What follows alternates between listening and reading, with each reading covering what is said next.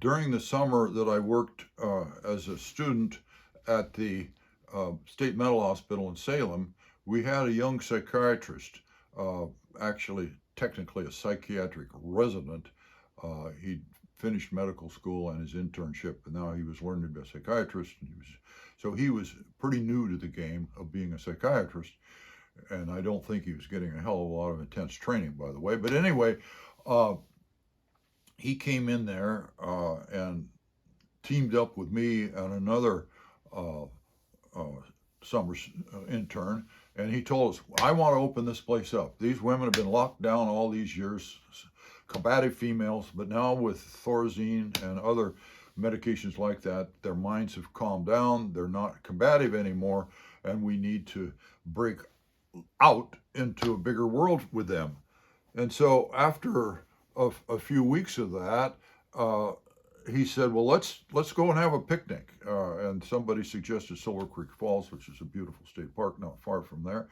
And he got a bus commissioned, and he planned this trip, and away we went. Well, the big nurse, if you've seen the movie One Flew Over the Cuckoo's Nest, we had a classic big nurse like that one in that movie, and she was appalled.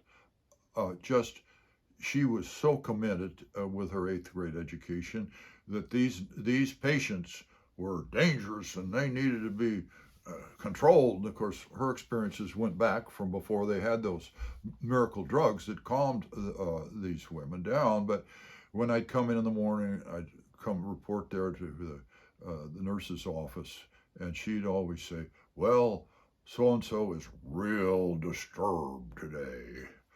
And I'd go out and talk with them, and they'd be just fine. But anyway, we kept working to try to help Mrs. Nelson come along, uh, and but she was horrified about taking these mental patients to a state park. But we did anyway. And there was one woman whose name I've known for years, but I don't know if I can say it now. But it wasn't Iletta Morningstar who said, "Sounds good."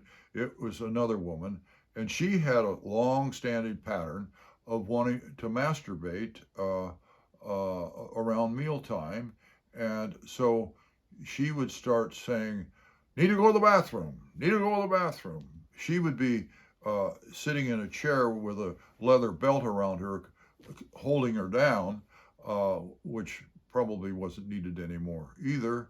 But they'd done this for years, and so that was the pattern. You put the leather belt around her in the chair. I didn't do it; the aides did.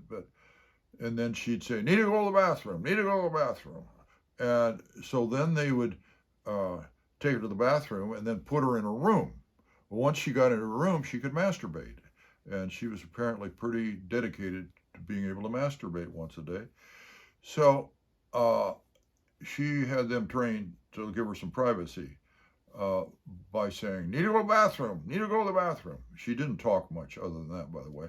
But anyway, when we got out in the bus going to Silver Creek Falls, we were going up this hill, and she started saying, "Need to go to the bathroom, need to go to the bathroom." And of course, there was nothing we could do about that because we had to get on there to the park. And so she went ahead and went. And Mrs. Nelson was sitting up in the front seat of the bus with her white dress and her white nurse's shoes on. And literally, I don't know, is this my imagination? I don't know. But my image of the thing is that the urine, as we got up the top of the hill and started down the other side, the urine poured forward and washed up on Mrs. Nelson's white shoes. Now, that might be a fantasy I had, but it certainly was a powerful image in my mind, this mental patient getting her urine on Mrs. Nelson's white shoes. But when we got to the park, we poured out of the bus, and Iletta was a little out of control. She went down to some citizens there that were picnicking and just stood by their table and glowered at them, and they started handing her food, which she immediately consumed.